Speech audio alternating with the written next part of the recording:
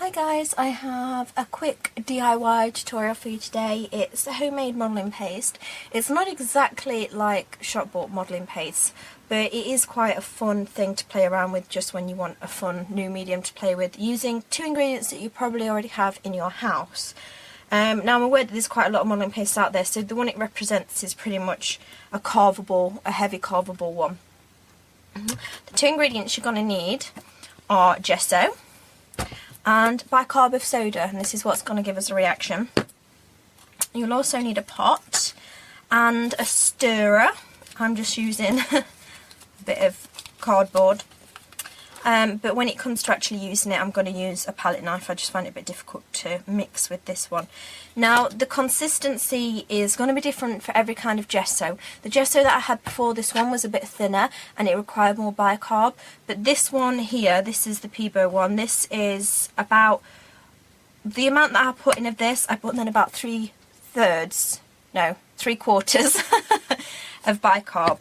But again, I also play around with that consistency as well, and I'll show you examples at the end of things I've made where it shows you the different consistencies as well. So I'll put in about that much of gesso and then about 3/4 of bicarb, and I just eyeball it and then I play around with the consistency as I'm stirring it. Just play around with it. I mean, it might take you a couple of attempts with your particular gesso. It might be thicker, it might be thinner. See, this is still a bit too runny, a bit like gesso still, so in goes more bicarb.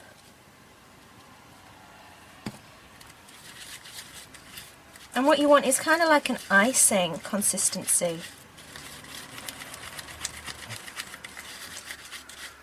See, it's getting a bit more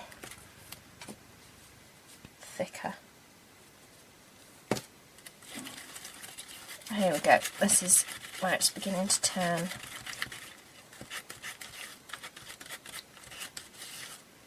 That's it. More like whipped eggs. You know how they do the thing with eggs where it's kind of like, ooh, get it to that peak or whatever they call it. I'm not a cook, so I don't know. Probably just making that up. They probably never say that.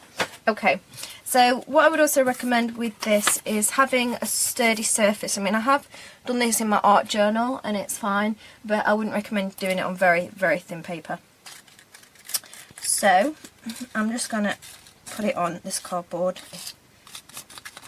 Blooming palette knife is a bit difficult. So it's kind of like icing sugar consistency, as you can see here. And I'm just going to spread it out quite thickly because I want to actually do some carving into it. Now this is the tricky bit for the carving, is you can't do it like this because it's gonna look rubbish. Well, you could like do lines in it or something like this for now and it will dry like that, but the way I'm going to do it is by stamping into it.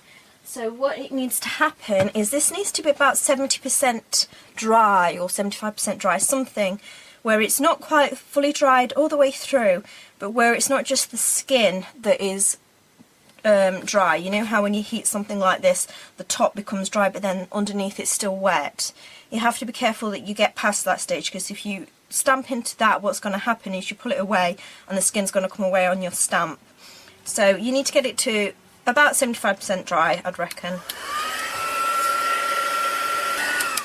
Okay, here's a quick test for you. If you do this and it moves like that, kind of like a pillow, then obviously it's not dry yet. You want the underneath of this to be dry. Can you see how it's still moving underneath my fingers?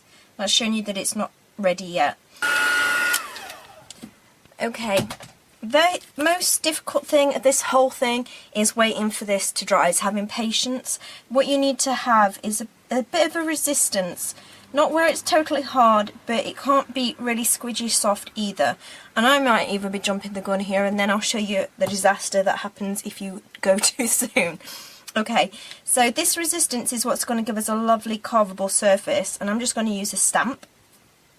I like wooden ones best for this for some reason. I don't know why. So as you can see, it gives an impression without having any muck left on your stamp. So this is the perfect kind of consistency. Oh, there's a little bit there. Oh, can you see? Ah, I just skimmed it. There we go. La la la la. I'm not particularly bothered about it looking like a butterfly. I just want a nice surface. And now what you can do is paint it. And then what I like to do is add something on, what they're called gilding waxes or rub and buff, something to highlight the resistance. But what also works fine if you don't have any of those things is just a bit of acrylic on your finger. I mean, you don't have to go out and buy these special things. All you need to do is have a tiny bit on your finger and then just buff so that you just hint at the edges. But I would wait until this is fully dry before you do that, otherwise you can easily do what I'm doing here and lift up the surface a little bit. So wait until it's fully dry to paint and all of that kind of stuff, and then this is the kind of thing that you get. Really nice textures and things you can create with them. Okay, so on this scrap piece of board I just created this heart. I just did this to show you what it's like if you just leave it to dry naturally. It does go a lot smoother than what it does if you heat dry it. And what I did when I made that is I cut out another one, I stamped into it, I went around the edges with some ink, and then I put some glaze on the front, and this is a pretty solid embellishment. Other embellishments I've made with it include what was left over from this batch that I did. I just cut these little squares. I haven't glazed them yet, but they just create little tiles, which I think are quite cool. And with these ones, what I did was I put some acrylic into the original mix so that it's already coloured, and then all I did was use a little bit of paint just to bring up kind of a nice little resist to it. Of course, another thing that you can do with it is your stencils. Use it like a regular moulding paste, and this one I used a little bit more bicarb in it, and can you see that it has kind of a foamier texture? Let me just bring it up to show you. And you see this kind of like more raised foamy texture that it's got. It's quite thick. So yeah. So have a play around with your ingredients, create embellishments or use it just in your backgrounds and stuff. Have fun, and I'll see you soon. Mwah!